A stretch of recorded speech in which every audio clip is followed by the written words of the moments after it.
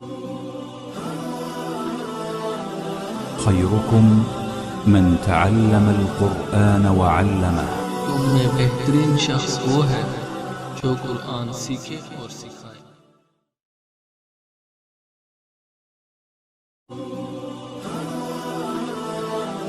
خيركم من تعلم القرآن وعلمه. تم میں بہترین شخص وہ ہے جو قرآن سیکھے اور سکھائے. بسم اللہ الرحمن الرحیم.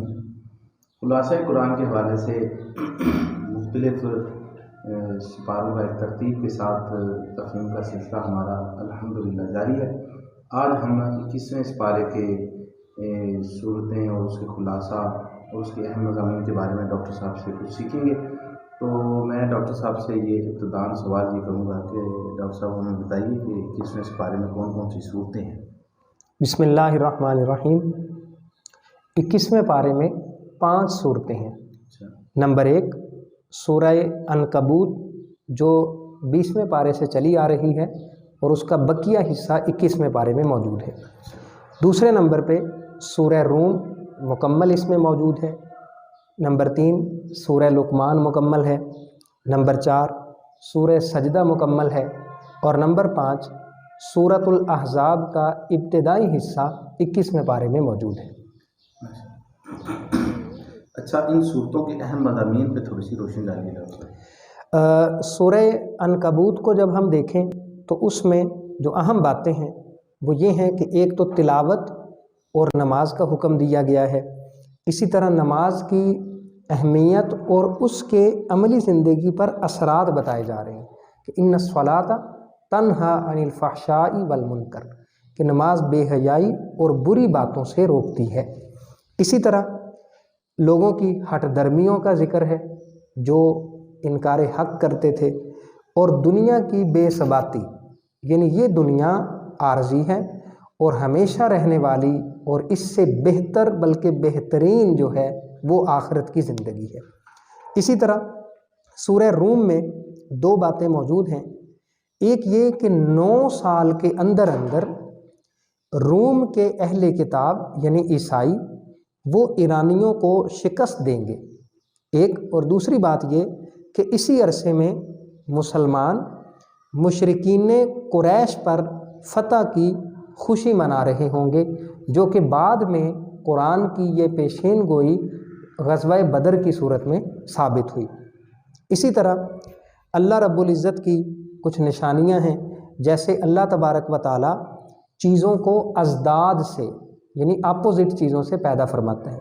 یخرج الحی من المیت و مخرج المیت من الحی، یعنی اللہ زندہ سے مردہ کو اور مردہ سے زندہ کو نکالتا ہے. اسی طرح انسان کی پیدائش مٹی سے ہوئی ہے. پھر زوجین کی محبت، زمین و آسمان کی پیدائش، رات اور دن کی نیند اور روزگار کی تلاش، بجلی کی چمک، بارش اور غلے کی پیداوار، اور زمین و آسمان کا مستحکم نظام اس بات پر دال ہے کہ یہ سارا سسٹم جو ہے یہ اللہ رب العزت کی قدرتوں کا عظیم شاہکار ہے. سورہ لقمان میں 3 اہم باتیں بیان کی گئی ہیں. نمبر 1 کہ اللہ رب العزت کی توحید کے دلائل ہیں. دوسرے نمبر پہ یہ بتایا گیا کہ دیکھیں آسمانوں کی طرف دیکھو کہ کیسے اللہ رب العزت نے اتنی بڑی چھت کو بغیر کسی پلر اور ستون کے قائم دائم کھڑا کیا ہوا ہے. اور اسی طرح رینگنے والے مویشی اور حشرات ہیں، پھر برسنے والی بارش، اور اس کے بعد حضرت لقمان علیہ السلام کی اپنے بیٹے کو جو 5 وصیتیں ہیں ان کی بھی بات ہوئی. اور توحید کے ضمن میں فرمایا کہ 5 چیزیں ایسی ہیں جن کا علم صرف اور صرف اللہ تبارک و تعالیٰ اللہ ہی کی ذات کو حاصل ہے. اور یہ جو 2 باتیں ہیں حضرت لقمان علیہ السلام کی وصیتیں اور مغیبات 5، اس کو ہم آخری حصے عملی والی زندگی سے تعلق والے حصے میں تفصیل سے ایکسپلین کریں گے. پھر سورہ سجدہ ہے، اس میں 4 اہم باتیں ہیں. نمبر 1 توحید، نمبر 2 قرآن مجید کی عظمت، اس کے بعد قیامت اور پھر رسالت یعنی حضرت موسیٰ علیہ السلام کو تورات دیے جانے والا واقعہ اس کا ذکر ہے۔ سورۃ الاحزاب کے ابتدائی حصے میں دو باتیں ہیں۔ زمانہ جاہلیت کے غلط خیالات کی تردید کی گئی، یعنی کچھ لوگ یہ کہتے تھے کہ انسان کے پہلو میں دو دل ہیں، تو یہ بتایا گیا کہ انسان کے پہلو میں صرف ایک ہی دل ہے، دو دل نہیں ہے۔ اسی طرح کلمات زہار، جس سے بیوی ہمیشہ کے لیے بتایا کہ حرام نہیں ہوتی، بلکہ اگر تم اس جرم کا ارتکاب کرو گے تو پھر تمہیں کفارہ ادا کرنا ہوگا۔ اور تیسرے نمبر پہ منہ بولا بیٹا حقیقی بیٹے کی طرح نہیں ہوتا۔ اور اسی طرح دو غزووں یعنی غزوہ احزاب جو 5 ہجری میں ہوا اور اس کے متصل بعد غزوہ بنو قریظہ ہوا، ان کی تفصیلات بھی موجود ہیں۔ یہ وہ مضامین ہیں جو 21ویں پارے کی صورتوں کے اندر بیان ہوئے۔ اچھا، ان صورتوں کے اندر جو اللہ رب العزت کی طرف سے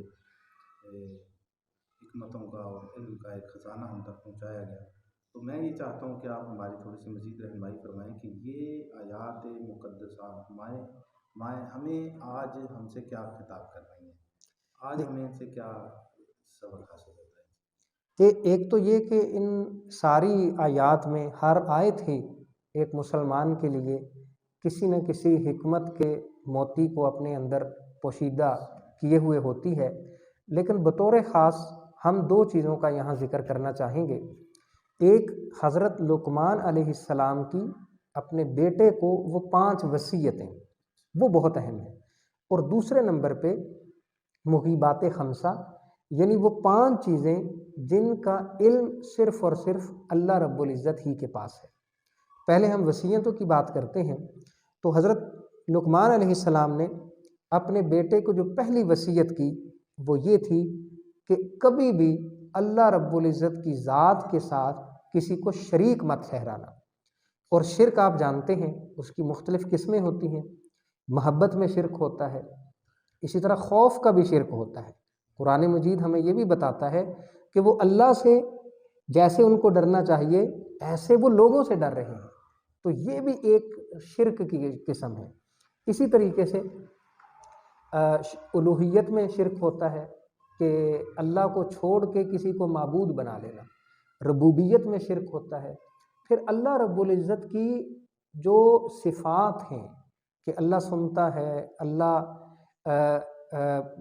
بے قرار کی آرزو کو، تمنا کو، مشکلات کو حل کرتا ہے، تو اس طرح کی جو چیزیں ہیں جن کا تعلق اللہ رب العزت کی صفات اور اللہ کے اسماء کے ساتھ ہے، ایسی چیزوں میں اللہ تبارک و تعالیٰ کے علاوہ کسی اور کی طرف یہ ایٹریبیوٹس منسوب کرنا، یہ بھی شرک کے زمرے میں آتے ہیں۔ دوسری اہم چیز کہ اللہ تعالیٰ ہر چھوٹی بڑی چیز اور عمل کو آخرت میں ہمارے سامنے لے کے آئے گا، چاہے وہ کتنا ہی چھوٹا کیوں نہ ہو۔ فَمَنْ يَعْمَلْ مِثْقَالَ ذَرَّةٍ خَيْرًا يَرَهُ وَمَنْ يَعْمَلْ مِثْقَالَ ذَرَّةٍ شَرًّا يَرَهُ۔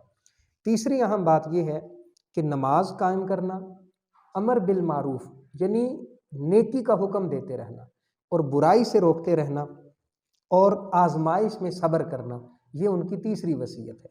چوتھی چیز یہ ہے کہ ہمیشہ عاجزی اور انکساری اختیار کرنا اور متکبرین والی صفات سے بچنا، یعنی تکبر نہ کرنا۔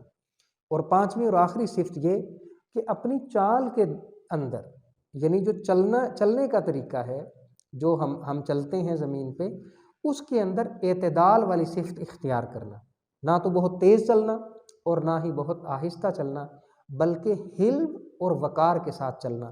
اسی طریقے سے آواز کو مناسب رکھنا، کہ کچھ لوگ ہوتے ہیں وہ بہت زیادہ اونچا بولتے ہیں، اور جب کبھی خدا نہ خواستہ انہیں غصہ آ جائے یا کوئی ایسے ہنگامی حالات ہو جائیں یا کوئی طبیعت پر ناگوار بات گزرے تو ان کا والیوم پہلے سے بھی زیادہ ہو جاتا ہے۔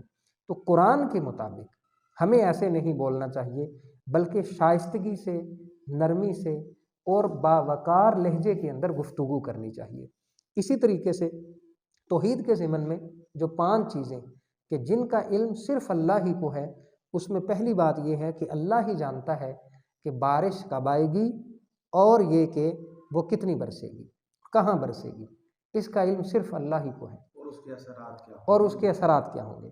آج کی جدید ٹیکنالوجی کے باعث بہت ساری سائنٹیفک پریڈکشنز ایسی ہوتی ہیں کہ جو غلط ثابت ہو جاتی ہیں، تو اس کا حقیقی علم صرف اللہ ہی کی ذات کو ہے۔ دوسرے نمبر پہ قیامت کب آئے گی، اس میں بھی آپ مختلف لوگ طرح طرح کی پریڈکشنز کرتے رہتے ہیں کہ فلاں سن میں قیامت آ جائے گی، اتنے سال رہ گئے ہیں۔ تو قرآن ہمیں یہ درس دیتا ہے کہ ہم ایسی کوئی بات نہ کریں، بلکہ اس کا حقیقی علم صرف اللہ رب العزت ہی کو ہے۔ تیسرے نمبر پہ کہ پیٹ میں بچہ کن اوصاف کا حامل ہے، یہ بھی صرف اللہ رب العزت ہی اس کا علم رکھتے ہیں۔ چوتھے نمبر پہ انسان کو موت کب آئے گی اور اس کی جگہ کیا ہوگی، یعنی اس کا مستقر کیا ہوگا، تو جگہ کون سی ہوگی جہاں اس کو موت آئے گی، یہ بھی اللہ ہی بہتر جانتا ہے۔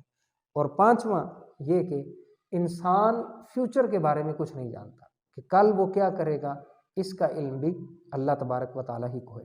تو یہ جو چیزیں ہیں ان سے ہمیں یہ سمجھ آتی ہے کہ انسان کو بڑی لمیٹڈ سی آزادی دی گئی ہے، انسان کو بڑا لمیٹڈ سا علم دیا گیا ہے، انسان کو بڑے لمیٹڈ سے اختیارات دیے گئے ہیں، اس کے کنٹرول میں بہت تھوڑی سی چیزیں ہیں۔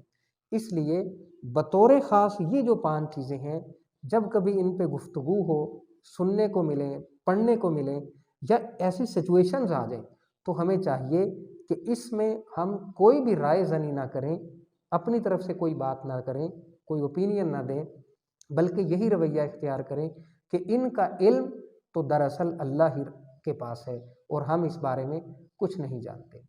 جب ہمارا یہ رویہ ہوگا تو ڈیفینیٹلی ہمارا اللہ کے اوپر یقین مستحکم ہوگا، اللہ رب العزت کے اوپر ہمارا توکل مضبوط ہوگا، اور پھر ہم اپنی خیر کے لیے اور شر سے بچنے کے لیے اسی کی طرف رجوع کریں گے۔ اللہ رب العزت ہمیں عمل کی توفیق عطا فرمائے۔